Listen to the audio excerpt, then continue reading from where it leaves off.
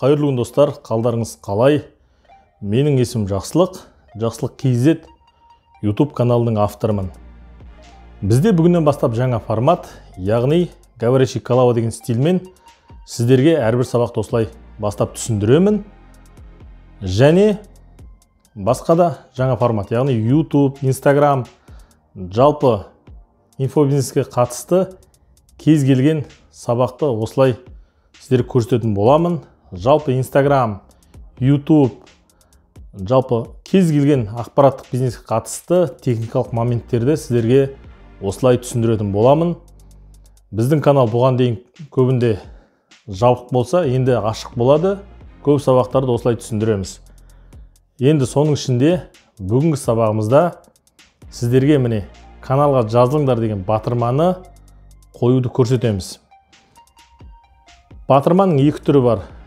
Міне, басқа екеуі жай ғана каналға жазыл, тіркел деген стандартты қосымша түрі. Яғни сіз аласыз да жүктеп, видеоңызға қоя қоясыз кез келген жеріне. Бұл стандартты түрі. Ал енді елден ерекшеленгіңіз келсе, мысалы міне қараңыз, менікі, иә. Мына жерде қарасаңыз, логотип тұр, және Жақсылық KZ деген каналдың атауы тұр. Сіз де сол сияқты жасай аласыз. Яғни өзіңіздің каналыңыздың логотипі, немесе өзіңіздің суретіңіз және каналыңыздың атауын қойып жасай аласыз. Бұл сізге не береді? Бұл сіздің YouTube каналыңыздың қаралымын екі есе арттырады. Мысалы, осы батырма арқылы сіздің каналыңызға адамдар жазылады, ол сіздің каналыңыздың белсенділігін арттырады. YouTube'да 1000 подписчик болса, және 4000 сағат қаралса, онда сізге YouTube автоматты түрде ақша төлейді. Ендеше осы батырманы жасауды үйренейік. Сабақ енді ары қарай компьютер жалғасады. Кеттік. Сонымен біз YouTube видеомызға арналған жазылу батырмаларын жасауды, өзгертуді қолға алайық. Біз ол жазылу батырмаларын Movavi видео редакторында өзгертетін боламыз. Movavi видео редакторын жүктейік. Содан кейін ең әуелі жаңағы дайын батырмаларымызды қосайық. Бізге міне Movavi видео редактор 20-20-ны қосқан кезде міне жаңартылған нұсқасын ұсынады. Бізге ол керек емес. Больше не показывать деймізді, жауып тастаймыз. Біз өзіміздің видеоларымызға алдын ала дайындалған дайын жазылу батырмаларын қосамыз. Міне добавить файлы деп көрейік. Загрузки. Міне екеуін жүктеп аламыз. Бірі шертіп, міне қосып көрейін. Қараңыздар міне. Біріншісі бұлай ашылады. Яғни тіркел, рахмет. Екіншісі міне. Көрдіңіздер ме? Бұны видеоларыңыз үстіне қойсаңыздар болады. Қазір көрсетейін міне. Өшіріп тастайын. Кез келген бір видеоны қосайын мына жақтан. Импорт файл, добавить файлы дейміз. Мысалы, загрузкеде бір дайын видеоны жүктей салайық. Файл. Міне, импорт файл, добавить файлы. Міне. Осы видеомызды қосамыз. Содан кейін былай сөйлеп кетеді. Қай жерде мына жазылу батырмасын қосыңыз келеді, сол жерге мына шкаланы қоямыз. Содан кейін міне мынаны добавить дейміз. Бірақ бұл жап-жасыл болып тұр. Жасылды қалай өшіреміз? Бұл хрома key деп аталады. Жасыл болуы кез келген видеоңызға пайдалансаңыз болады. Яғни жасылды өшіре саласыз. Ол үшін міне другие инструменты деген бөлімді таңдап, все инструменты дейсіз. Сосын мына жерде хрома key деген таңдайсыз да, міне түсті автомат түрде таңдайсыз. Болды. Применить дейсіз. Енді тексеріп көрейік міне. Қараңыз, міне видеоның 8 секундында, 7 секундында пайда болсын десеңіз, осылай қоясыз. Қай жерде пайда болғыңыз келеді, сол жерде қоясыз. Мысалы міне. Курс ұтып алыңыздар. Алғашқы 4 адамға 500 теңгеден беремін. Және жеңімпаздарды сторизда шығарамын. Міне, немесе мынаны өшіре салайық, екіншісін пайдалансақ болады. Міне екіншісі мынау. Бұны да жаңа әдіспен міне. Бұл ұзақтау шығады, сәл алға жылжытамыз. Бұның да жылдамдығын арттырып, мына жақтан қысқартып, немесе азайтсаңыз болады. Міне скорость. Жылдамдатсаңыз қысқарады, бірақ тез шығады ол кезде. Қараңыз. Тексеріп көрейік. Алғашқы 4 адамға 500 теңгеден беремін. Және жеңімпаздарды сторизде шығарамын. Көрдіңіз ба? Егер 100% болса, міне стандарт болады. Көрейік. Курс ұтып алыңыздар. Алғашқы 4 адамға 500 теңгеден беремін. Және жеңімпаздарды сторизде шығарамын. Қайырлы күн достар, қалдарыңыз. Көрдіңіздер ма? Енді мына жасылын өшіріп тастайық. Ол үшін міне все инструменты, хромакей автомат түрде басамыз, жасылға өшеді. Қараңыздар міне, басынан тексеріп көрейік. Алғашқы 4 адамға 500 теңгеден беремін. Және жеңімпаздарды сторизде шығарамын. Енді мына хромакейлерді қайдан жүктеп аламын дейсіз? Мен міне парақшама сілтеме қалдырып кеттім. Жауап видеоға. Қазір кіріп көрсетейін. Міне, осы видеоларға сілтемені төмен қалдырып кетемін. Осыған кіресіз да. Содан кейін мынаны сілтемені жүктеп аласыз. Содан кейін presaver.com деген сайтқа кіресіз. Осы жерден қазір міне алаңқай ашылады. Соған сілтемені тастаймыз. Play-ді басамыз. Мына жерде қазір пайда болу керек. Қалай жүктеп алу керек? Міне. HD форматта скачать деп бассаңыз, төменге сақталады. Содан кейін жаңағы редакторға кіргізіп пайдалансаңыз болады. Міне. Енді осыны бірден пайдалансаңыз болады видеоңызға. Каналға жазылыңыздар деп сөйлесеңіз, мына жерде пайда болады. Дәл сол каналға жазылыңыздар, тіркеліңіздер, лайк басыңыздар деп айтқан кезде осы батырма шықсын. Бұл батырма сіздің видеоңыздың белсенділігін арттырады және жазылушыларды өзіне тартады, яғни ескертеді. Қызықты болса видеоңыз адамдар жазылады. Және бұл батырманы үнемі видеоңызға салып отырмыз. Сонымен қатар бұл жай стандартты, барлығына бірдей. Енді елден ерекшелемін десеңіз, бірінші хромакей мысалы. Бұлай қосып қарайық. Жаңа хромакейді өшірейік. Міне. Қарасаңыз, тіркел деп тұр. Мына жерде көп ашық тұр. Осы жерге көптеген каналдарды байқасаңыз, каналдың несі шығады, логотипі, мына жерде атау шығады. Соны жазып анимацияласаңыз болады. Міне көрдіңіз ба? Қазір енді соны өзіңіздің жеке осындай жазылу батырмасы бар. Өзіңіздің атауыңыз бар. Батырмаға өзгертейік. Енді оны қалай жасаймыз? Мынаны өшіре саламыз ол үшін. Қайтадан міне. Осы файлымызды импорттайық. Сосын мына жерден міне үлкейтеміз. Енді қараңыз. Енді елден ерекше болсын десеңіз. Міне. Жолақ пайда бола бастағаннан бастап, мына жерге өзіңіздің аватарыңызды қойсаңыз болады. Логотипіңіз бәрібір енді. Photoshop'та кез келген бағдарламада өңдеп жасай қойсаңыз болады. Енді қараңыз. Менің каналым мысалы, міне. Жақсылық KZ. Менің өз логотипім бар мына жерде. Каналымның атауы міне Жақсылық KZ. Енді мен басталған кезден бастап, міне, басталып тұр ғой. Содан бастап логотипім пайда болып, атау пайда болып, содан кейін мынау батырмаларды басқан кезде қоңыраудың шыққанын басқан дыбыс шыққанға бәдемелеп жасағым келеді. Содан бұлай жоғалған кезде бәрі жоғалып кететін. Енді мен бірінші логотипімді жүктеп алайын. Менің логотипім міне дискіде Photoshop Topmat. Осы жерде міне менің логотипім тұр.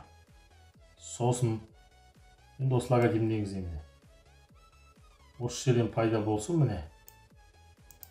Добавить деймін. Добавить. Бұл логотипті кішірейтуім керек. Ол үшін міне инструменты және другие инструменты. Все инструменты дейміз. Наложение деп басам. Сосын шетінен сүйреп бұлай кішірейтемін. Мынау пропорционал түрде кішірейтемін, міне былай кішірейтемін. Енді бұған анимация беремін басынан бастап. Былай кадрдың басына қоям, осы жерден бастап. Оң жағына басам, міне. Оң жағына басам да инструменты, анимация деймін. Сосын таңдаймын жерде стандартта. Өзіңіз қолдан берсеңіз де болады. Мысалы міне, мына жақтан пайда болады. Көрдіңіз ба? Енді осыны добавить деймін мына элементке. Енді тексеріп көрейік міне. Мына элемент пайда болды. Хоп, плейді басып көре салайық міне.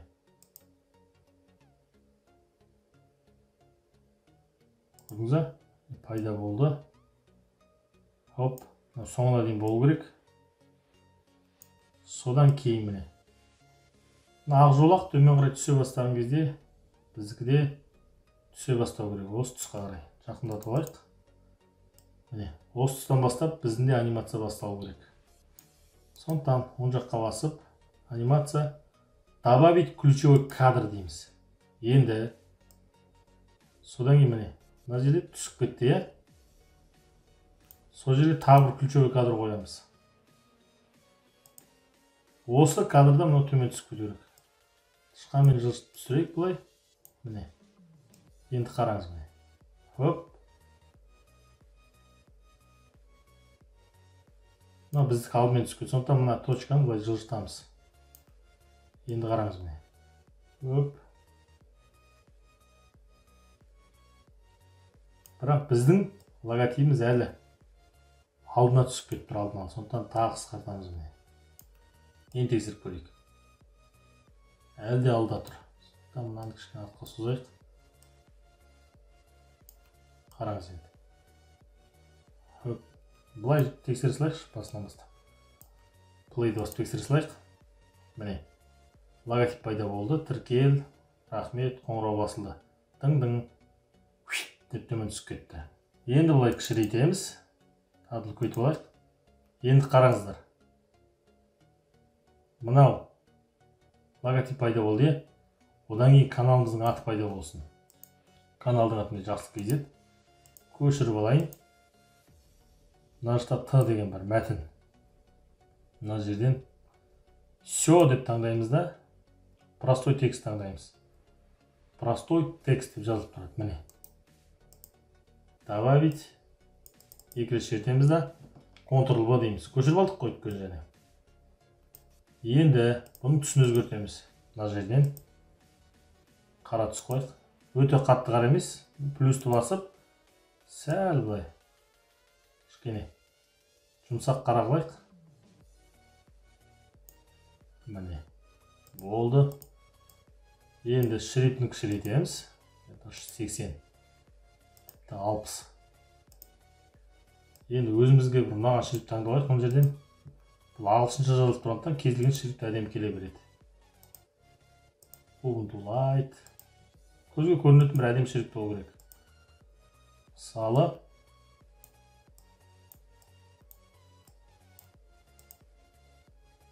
мынау да болады мысалы. Міне.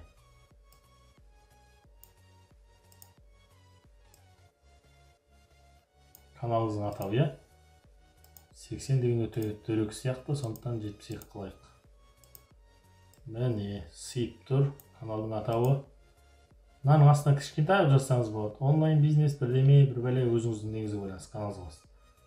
Түсінікті ойда мен осылай қалдыра салайын. Түсі кішкене жұмсақтау болып кеткен сияқты, кішкене қарайтайын. Бірақ 100% қара емес. Міне, қара болса 0-0 болады. Енді бұған да анимация беруіміз керек. Сонымен бұлай кішірейтейік бұны да.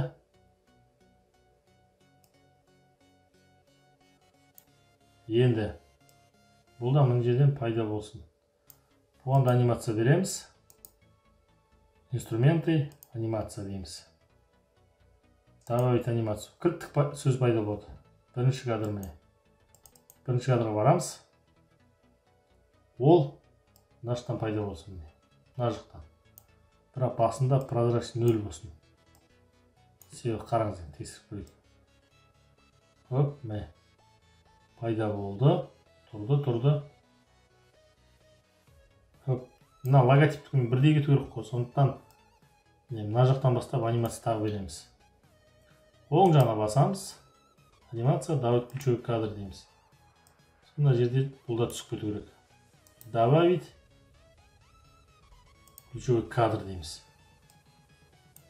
Енді мына соңғы нүктеге анимация береміз. Сол кезде анимация пайда болғаннан төмен жылжытамыз. Көрдіңіз бе, автомат түрде стрелка пайда болды. Міне. Оп. Қараңыз енді. Шықты. Дың. Хоп. 7 секунд. Одан көп болмау керек. Енді елден ерекше жақсы болу үшін міне логотип, сосын каналдың атауы шықты. Содан кейін мынау. Қараңыз міне. Бүйтіп келген кезде лайк дегенге басып, одан тіркел, тың деген дыбыс шықсын дейік. Сол дыбыстарды енгізіп аламыз. Міне.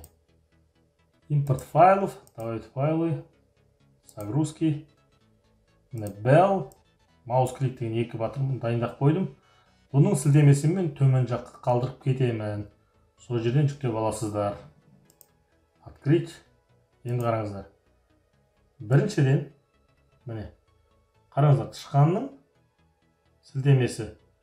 Міне, мына неге барды, басылды міне. Осы жерден бастап тышқанның басылуын қосамыз.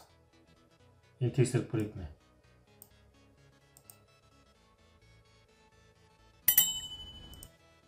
Екеуі қатар қосылып кетті, сондықтан мынаны алып тастаймыз. Тышқанның басылуын қосамыз. Қазір қайда кетті міне. Жоғары жақта біз екеуін ерекшелеп жібердік. Сондықтан міне басылды міне. Осы жерден бастап маус клик, яғни тышқанды шертуге. Екеуі де қатар ерекшеленіп кетті мына жерде. Міне жеке болып тұр. Енді қараңыздар. Былай келді. Міне. Добавить дейміз. Қараңыз. Енді екіншісін тіркел дегенде басылып, міне. Оған да маус клик басамыз. Содан кейін міне қоңырау басылды.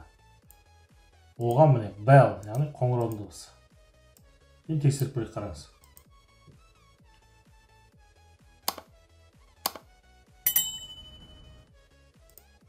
Егер мына дыбысыңыз ақырын десеңіз, сонда екі рет шертесіз де мына жерден громкость көтересіз. 200 қойық, мысалы бәрінікін. Сіздің сөйлеп жатқан видеоңызда елең етке қалатындай болсын. Қолмен жазсақ та болады, 200 деп. 200. Мынау да 200. Енді көрейік.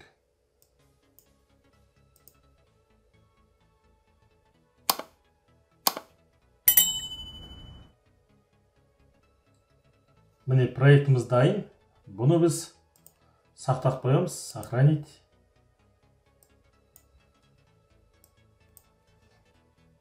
Менің жазылу батырман деп сақтайықшы. Менің жазылу батырман. Сапасын хороший деп қалдырамыз. Старт дейміз. Старт дегеннен кейін мына жерде папка бар түседі. Содан ашып пайдалансақ болады. Міне қазір окей. Менің жазылып отырған тексеріп көрейік.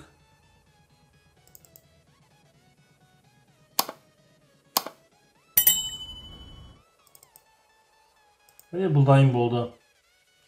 Егер бұл жасағандарымызды болашақта өзгертіп тағы пайдаланам десеңіз, файл, сохранить проект дейсіз. Жазылу батырмасы деп сақтап қоясыз. Батырмасы.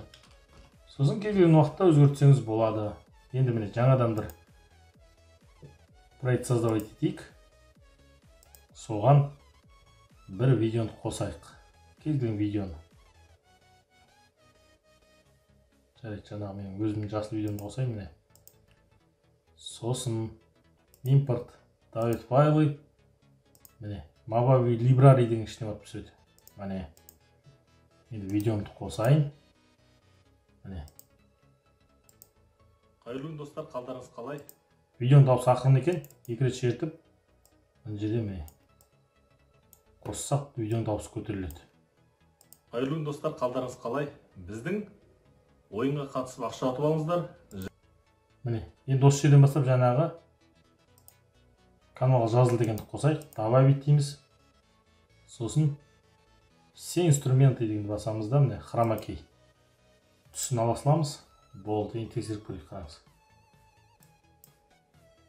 Қатысып ақша ұтып алыңыздар және курс ұтып алыңыздар.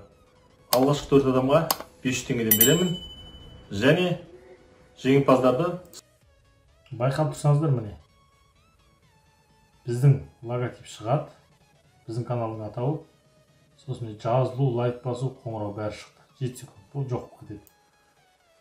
Міне осылай пайдаланамыз.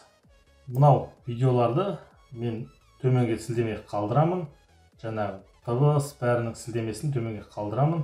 Жалпы енді айтарым, каналға жазылыңыздар. Біз жаңа форматқа көшеміз. YouTube туралы, Instagram, видеомонтаж, жалпы көптеген қызықты форматтарда пайдалы ақпараттарды жиі салып тұрамыз. Сондықтан каналға жазылыңыздар, тіркеліңіздер. Болмаса біздің YouTube канал, яғни біздің табысты YouTube курсымызды сатып алыңыздар. Ол жерде небір қызық дүниелерді үйретеміз. Яғни YouTube канал ашудан бастап, YouTube'да табыс табу ең төменгі, ең жай бір құрылғымен, телефонмен сапалы, мықты видео түсіруді көрсетеміз. Сабақ аяқталды. Сау болыңыздар.